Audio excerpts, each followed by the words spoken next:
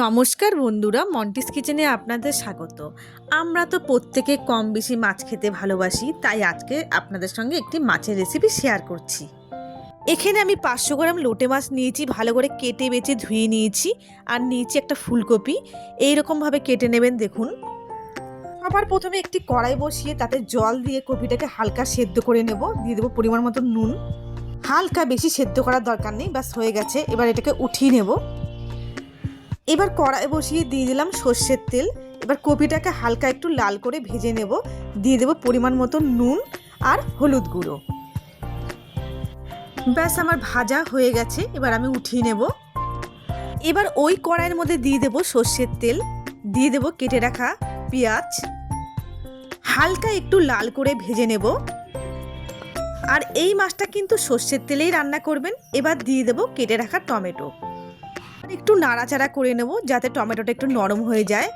ব্যাস, টমেটোটা একটু নরম হয়ে গেছে। এবার দিয়ে দেবো 1 চামচ আদা রসুন পেস্ট, হলুদ গুঁড়ো, লঙ্কার গুঁড়ো, স্বাদ মতো নুন আর সামান্য একটু চিনি।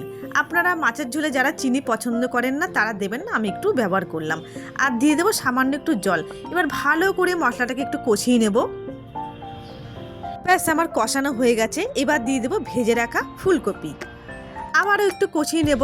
দিয়ে দেবো কটা চেরা কাঁচা লঙ্কা।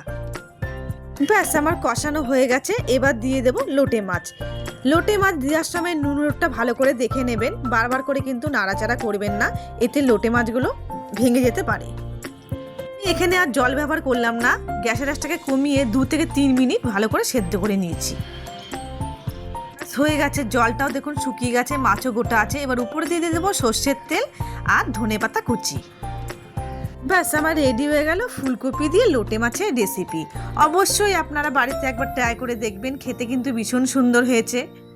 আর আজকের রেসিপি আপনাদের ভালো লেগে থাকলে অবশ্যই পাশে থাকবেন। আমি যদি নতুন নতুন ভিডিও আপনাদের সঙ্গে শেয়ার করতে পারি। আপনারা ভালো থাকবেন, সুস্থ থাকবেন।